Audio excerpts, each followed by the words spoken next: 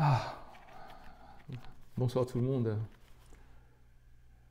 Nous sommes le mardi 15 avril. Il est 19h30 ici. Et il fait presque nuit. Et je sais pas pourquoi je parle doucement, comme si les gens dormaient autour. Euh, je viens de finir une réunion avec des personnes, des familles, des pères, des mères. Ça fait à peu près 7 ans que je participe à des réunions hebdomadaires et où je rencontre d'autres parents qui ne revoient plus leurs enfants. C'est un phénomène beaucoup plus fréquent qu'on ne le croit et, euh, et c'est assez touchant, ma foi. Et donc, on se suit les uns les autres, ce qu'on traverse, les moments de solitude, d'incompréhension, les recherches, et on forme une sorte de petite tribu en fait. Et ça, c'est assez émouvant. Et voilà, et je me suis dit, pourquoi pas faire un épisode ce soir pour parler de la liberté. Il faut savoir que l'électrochoc que j'ai eu il y a 7 ans, quand j'ai perdu mes enfants, ça m'a vraiment secoué et réveillé. Et j'ai comme eu une sorte d'instinct de survie qui s'est déclenché et où il a fallu que je comprenne. J'avais un grand besoin de comprendre. C'était la première étape. De comprendre aussi mes erreurs, ce qui avait mené à ça, mais aussi surtout mon enfance, ce que j'avais mis sous le tapis, et puis les différents endoctrinements que j'ai traversés. Et ça a été douloureux parce que je crois qu'à un moment de... on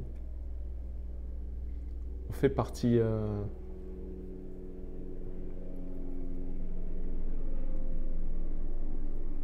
un hélicoptère qui passe. C'est comme, en tout cas dans mon cas, c'est comme si j'avais participé à différentes mascarades et qui m'arrangeaient bien pour moi, puisque tant que tout allait bien, pourquoi s'en faire?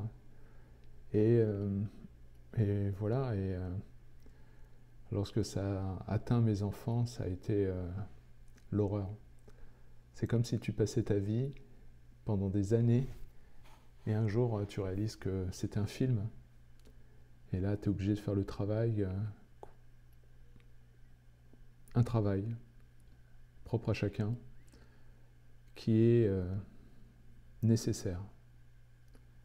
Et donc voilà, et je suis vraiment intimement convaincu que tout est lié. Spiritualité, philosophie, métaphysique, science et politique. Et ce soir, j'avais envie de partager ce que j'ai découvert sur la liberté. La liberté, comment elle est perçue en France, comment elle a été utilisée comme idéologie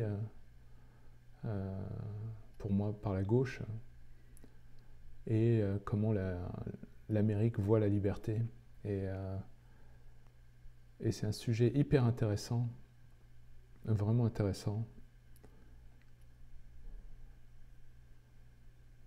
Et donc voilà. Et donc il y a cette phrase qui m'a toujours marqué, dont l'auteur s'appelle Peter Marshall.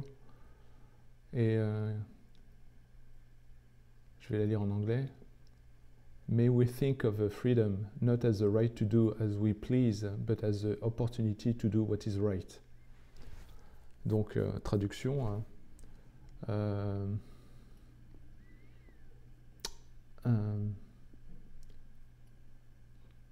que nous puissions penser la liberté pas comme le droit de faire ce qu'on a envie, mais plutôt comme l'opportunité de faire ce qui est juste, ou moralement juste, on va dire. Et lorsque j'ai fait ce travail de me sortir de l'endoctrinement de gauche, je me rappelle que la liberté à gauche a été utilisée comme petite carotte pour manipuler les esprits, pour manipuler le peuple. Ça mangeait pas de pain. Et en fait, c'est un endormissement pour moi grave parce que il faut savoir qu'en anglais, il y a 2 mots pour la liberté au minimum. Il y a d'un côté le freedom et de l'autre côté le liberty. Et le freedom, c'est la liberté dont on parle en France depuis les années 70-80 et qui a été utilisée par l'idéologie de gauche et qui est simplement la liberté de faire ce que tu veux sans qu'on te fasse chier et sans aucune discrimination, sans aucun jugement.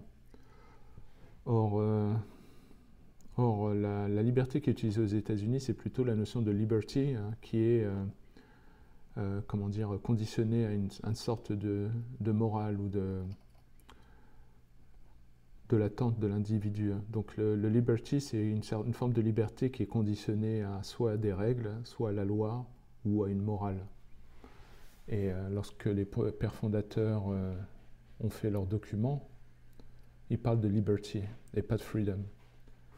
Et moi, qui étais bien endormi à gauche, j'ai cru dans le concept de liberté qui était communiqué par la gauche, et que pendant la majeure partie de ma vie, j'ai cru que la liberté, c'était quelque chose de génial, avant de comprendre que la liberté, c'est quand même une forme d'abandon de l'autre, un renoncement.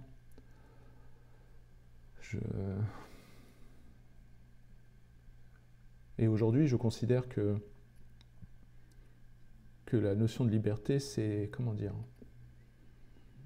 c'est comme une sorte de supercherie.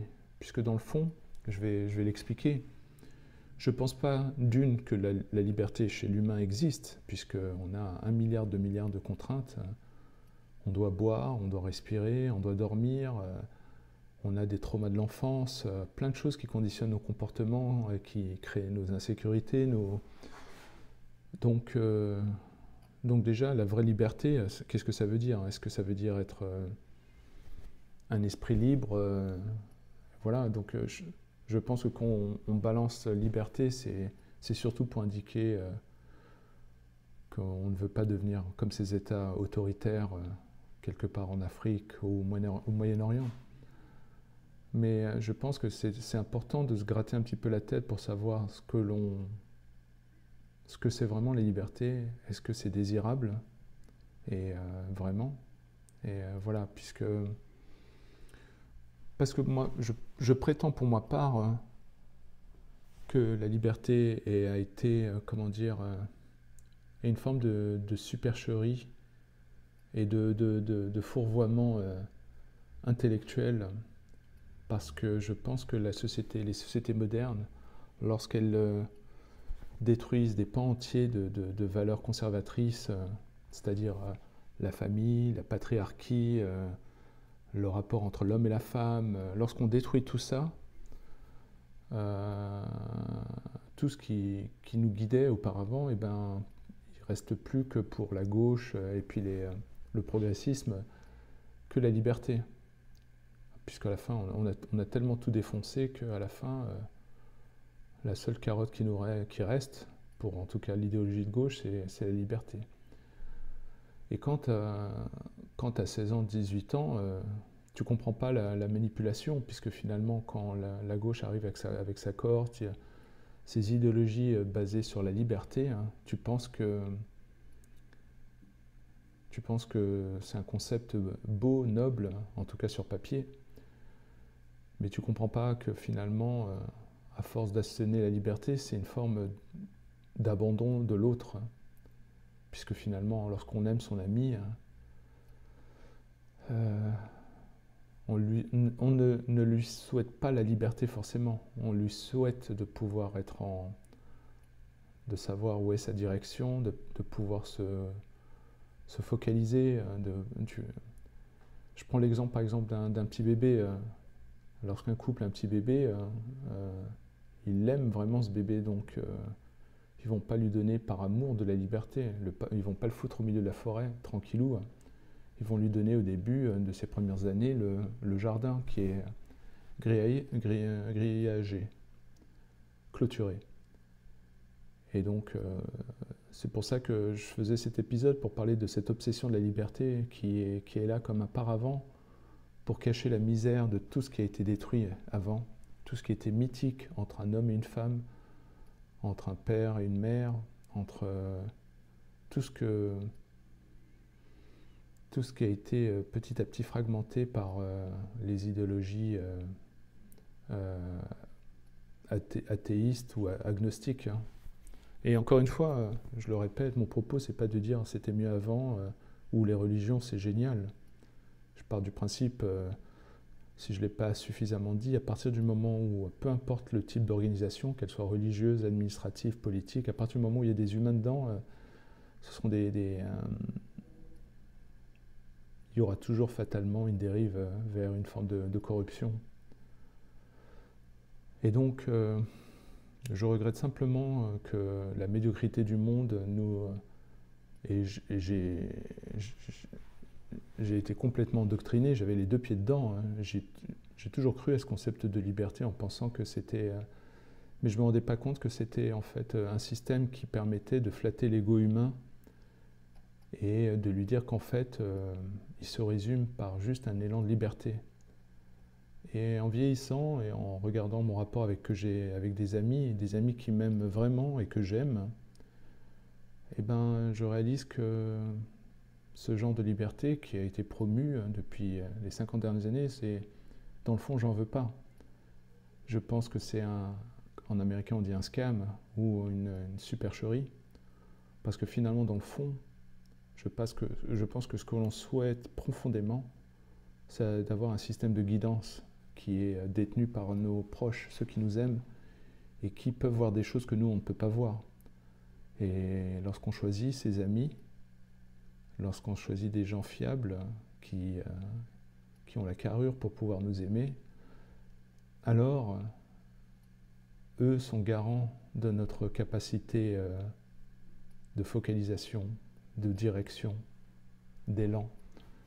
Et lorsqu'on a un ami et qu'on aime, la dernière chose qu'on lui souhaite, c'est un égarement ou de l'abandonner en lui disant « T'inquiète, tu veux ta liberté, je te la donne ». Et c'est ce qu'ont fait pour moi surtout les idéologies politiques diverses et variées, plutôt à gauche, pour donner au peuple des systèmes, comment on va dire, des systèmes d'attachement, de mise en esclavage face à des concepts fumeux qui sonnent bien intellectuellement sur des plateaux télé, comme la liberté. Alors que dans le feu intérieur de chacun d'entre nous, il y a un désir de faire partie d'un grand tout, d'une tribu, d'une communauté, et d'accepter un intérêt supérieur. Je prends l'exemple, par exemple, on va dire dans les années 80, j'ai toujours cette blague que j'essaie d'expliquer à mes amis. Dans les années 80-90, la France avait un certain équilibre entre conservatisme et progressisme et socialisme. Et donc si un ami venait nous voir et partageait avec nous quelque chose d'intime l'ami vient nous dire quelque chose, tiens, j'aimerais tenter quelque chose, et si l'autre ami pense que c'est une pratique dangereuse ou pas uniquement physiquement, mais une pratique dangereuse au niveau du mental, au niveau de l'âme. Alors c'était le job de l'ami de restreindre la liberté de l'autre en lui disant écoute, je comprends que ça t'attire et que tu sois curieux de faire cette chose-là, mais pour moi je pense que tu vas t'endommager et j'aimerais bien que tu ne fasses pas ça, je te connais, à mon avis tu devrais éviter. Donc l'ami qui nous aime était garant pour pas nous limiter ou limiter notre liberté, mais pour par amour nous donner des indicateurs pour que nous ne soyons pas en dérive avec nous-mêmes. Puisqu'à force de liberté à liberté, on crée des dégâts que je pense les trois religions ont compris, et on construit une société de plus en plus dépourvue de principes moraux, d'étiquette, de responsabilité individuelle, puisque finalement, ce qui reste, c'est de déifier l'humain en lui disant qu'il a le droit, qu'il mérite, que la liberté est un droit. Et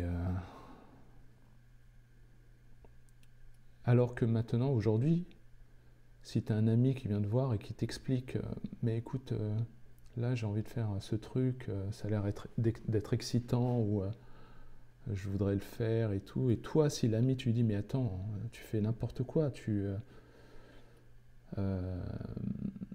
je pense que tu devrais pas le faire, tu vas t'endommager, c'est pas bien et tout, l'ami va s'offusquer aujourd'hui, il va te dire mais attends, c'est ma liberté, hein. De quel droit tu me juges, je croyais que tu étais mon ami, hein. Et aujourd'hui il y a la dernière dérive avec le wokisme, avec aussi l'idéologie identitaire de gauche, avec les différentes idéologies genre LGBTQ machin. Donc le mec il va te dire voilà, non seulement je vais faire ma connerie, non seulement j'en suis libre, mais là maintenant on est arrivé au stade ultime, c'est mais maintenant c'est mon identité. Donc voilà, donc je pense que la notion de liberté, comme on me l'a vendue moi en France, ça a été pour moi les racines d'un mal, comme aussi aux États-Unis dans le camp des démocrates, où en fait on a tellement voulu, pour des raisons électoralistes, expliquer que la gauche était le parti de la liberté, et on a mélangé les frontières entre liberté et tolérance, et finalement à force de liberté sans savoir ce que c'est, on a créé des désirs vers la médiocrité, vers une forme de désir vers l'errance, l'errance spirituelle, l'errance philosophique, l'errance sexuelle, et on a fait en fait en gros, à force de liberté, la promotion de comportements qui peuvent apparaître déviants, ou l'apologie de la promiscuité, en rendant tout de manière culturelle à la mode. Et comme j'en parlais dans pas mal de mes vidéos, je suis persuadé, à moins qu'on m'explique autre chose, qu'en fait il y avait un intérêt spirituel et civilisationnel d'avoir ces cercles concentriques où le plus important c'est la protection de l'enfant, et d'avoir ces cercles où tu as l'enfant, le cercle de la mère qui protège et qui crée un cadre, et le cercle protecteur, structuré et structurant pour et les enfants et la mère. Et on a détruit la patriarchie, et pour moi je pense que c'est expérimental. Et en détruisant la patriarchie, on a fragmenté ou détruit ce cercle protecteur. Et je pense qu'on a déjà bien entamé maintenant le cercle de la mère. Et donc, à force d'attaquer l'héritage ancestral, et ben, à la fin, on est démuni au niveau des valeurs et des concepts et des principes, voire moraux, qui pourraient aider à structurer l'enfant, le guider. Et donc c'est pour ça que quand je vivais en France, je voyais les errances et le ridicule à gauche lorsque il y avait cette idée qu'il fallait laisser la liberté de l'enfant et qu'en gros, l'enfant méritait d'être libre et de se développer comme il voulait. C'était pour moi le dernier bastion de la destruction de la famille. Et la gauche a bien joué en gagnant culturellement la guerre. Et alors que je suis persuadé que nous sommes tous issus d'endoctrinement. Je ne crois pas que l'être humain puisse grandir sans endoctrinement. C'est juste que... Et croire que finalement, on peut se moquer de toutes ces milliers d'années où les religions, les cultures, les civilisations se sont battues pour trouver des systèmes qui puissent fonctionner. Et c'est vraiment, pour moi, prétentieux de croire que parce qu'on a Internet, parce qu'on a le Wi-Fi, on sait mieux que nos ancêtres. Et donc, à force de tout détruire, il ne reste plus que la liberté. Et donc, l'idée à gauche et avec certains progressistes que l'enfant peut se construire tout seul, puisqu'on lui accorde sa liberté. Et donc, on a créé des générations d'enfants rois à l'école, ce qui est pour moi le pire qu'on ait pu faire. Je pense que lorsqu'on sait que tout est d'endoctrinement, tout est désir d'appartenir à une forme de communauté ou de tribu, le problème ou la nécessité est plus de faire attention que l'endoctrinement que l'on donne soit un bon endoctrinement. Mais le problème, c'est que avec le monde moderne, les valeurs, on a créé une société où intellectuellement faible, et donc et complètement immature. Donc endoctrinement, ça veut dire le mal, autorité, ça veut dire violence, et liberté, ça veut dire le bien. Or, encore une fois, la seule liberté dont j'ai besoin, c'est la liberté d'entreprendre et la liberté de pouvoir voyager si j'ai envie ou d'avoir. Mais au-delà de tout ça, j'ai envie que mes amis, par amour, me limitent. Pas dans le but de me réfréner, d'empêcher ma croissance, mais par amour, parce qu'ils me connaissent, parce qu'ils ont un avis extérieur. Ils peuvent, et ils ont le devoir de me critiquer et de pouvoir à chaque fois me donner un retour sur mon comportement. Et à force de faire la promotion de la liberté, on crée des individus qui je ne sais plus comment on le dit en français, entitled, et qui deviennent des âmes errantes et qui deviennent des créatures ou des monstres intellectuels, sans vertu, sans éthique personnelle, où finalement à la fin, le seul sens de la vie pour ces personnes, c'est la jouissance. Et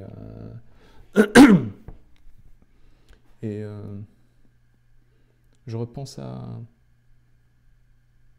ce travail que j'ai fait pour comprendre l'amour, hein, et là où j'ai fait les plus grands progrès et la plus grande compréhension, c'est grâce à l'étude des religions, de leur sagesse, et de comprendre quel est l'amour ultime. Et donc cette notion de liberté, pour moi, elle est extrêmement toxique, parce qu'elle prétend pouvoir se substituer à toutes les autres valeurs. Et donc on a créé une sorte de cette carotte, encore une fois, qui est très très très attirante, parce que quand j'avais 16 ans, 18 ans, et que la gauche était en train de me formater, et qu'elle matraquait cette notion de liberté, tu as le droit, elle créait en moi aussi cette idée que peut-être que j'étais quelqu'un d'oppressé, alors que je sais pas du tout ce que j'ai vécu en France. Quand j'étais en France, il y avait des règles dures auxquelles il fallait se tenir, mais je ne l'ai jamais vécu comme comme une réduction de ma liberté. Au contraire, je l'ai vécu comme de l'amour de la part de quelque chose qui a existé avant moi et qui n'était pas une limitation de ma liberté, qui était un système structuré, structurant. Et la gauche a fait ce travail de destruction extrême, juste à un point de vue granulaire, pour créer cette bien-pensance, pour créer le culte de faire le bien comme une idéologie d'endoctrination et d'endoctrinement. Et voilà. Donc la liberté, quand on y pense, et si on fait un travail honnête, intellectuel, ne serait-ce qu'intellectuel, sans même aller en spiritualité, hein, on se rend compte que c'est très, très, très... ça peut vraiment c'est pousser les gens en bas des escaliers, d'une certaine manière. Parce que quand tu as 16 ans, 18 ans, comme moi, à l'époque, pas aujourd'hui, lorsque la gauche est arrivée, avec ses arguments, ils étaient tellement puissants. Quand tu as 16 ans, 18 ans et que tu es animé que par les hormones, tout est confondu, le désir sexuel, l'amour, pour toi, c'est le même paquet, et que la gauche arrive, ah ouais, nous on est là pour défendre tes droits, pour ta liberté, alors que j'avais rien demandé, moi. Ça se passait très bien avant l'arrivée de la gauche dans les années 80, 90. Et ils ont tout gâché, parce que finalement, il y a quelque chose de presque vicieux à gauche, puisque quand tu as 16 ans, 18 ans, tu n'as rien lu, tu es juste animé par l'envie d'aller voir tes potes dehors et tout ça, ben, la gauche arrive avec ses valeurs qui ne demandent pas d'effort, d'une part, mais de deux, c'est quand tu fais la promotion de manière aussi puissante sur les libertés, hein, eh ben, tu endors les jeunes, parce que finalement, pour eux, inconsciemment, ils comprennent que finalement, il n'y aura pas de jugement moral de la part de la gauche, puisque ce qui compte, c'est la liberté. Et donc, ça veut dire que toi, avec tes hormones qui sont en train de bouillir, eh ben, tu vas dire, génial, je peux faire ce que je veux, donc, avec mon corps, avec mes idées, tout ça. Et donc, tu te retrouves dans un système qui, d'une certaine manière, fait la promotion de l'errance individuelle et qui donc, d'une certaine manière, met un jugement pour toute forme d'amour structuré, structurant. Donc quand tu as un mentor, si tu as la chance d'avoir un mentor quand tu es 18 ans et qui te dit, ou ton père simplement, qui te dit je te vois, où est-ce que tu veux aller, et je te conseille de ne pas le faire. C'est comme l'image d'une porte. Imagine, je suis ton ami et je t'aime. Et parce que je t'aime, j'en ai rien à foutre de ta liberté, puisque je n'ai pas envie que tu t'endommages. Et qu'il y a une porte juste à ma droite. Et cette porte veut dire 10 ans d'errance. Et j'ai déjà pris cette porte. Je suis rentré dedans. C'est de la merde, il n'y a rien de bon, tout ça. Et ben moi qui suis ton ami, dans les années 80-90, je te dis, tu prends pas cette porte, c'est pas la peine, tu vas te perdre, tu vas te cramer. Et aujourd'hui, tu peux plus faire ça. Mais quand ton ami te connaît, et il sait que tu le connais, et il croit en ton amour, il n'aura même pas besoin d'ouvrir la porte. Puisqu'en finalement, ta restriction de sa liberté, lui, il va la vivre comme une sorte de focalisation.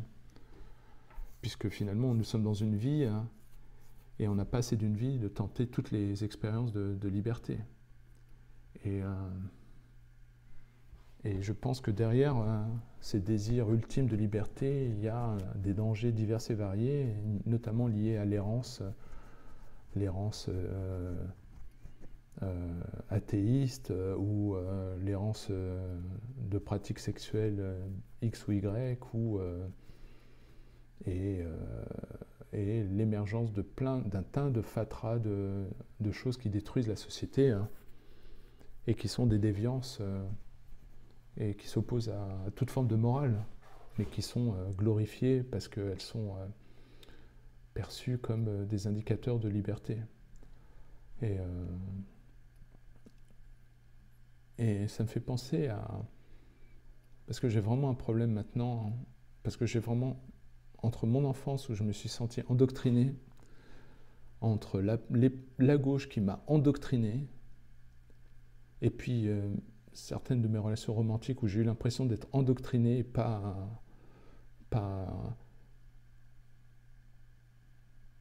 où en fait je me retrouvais dans des systèmes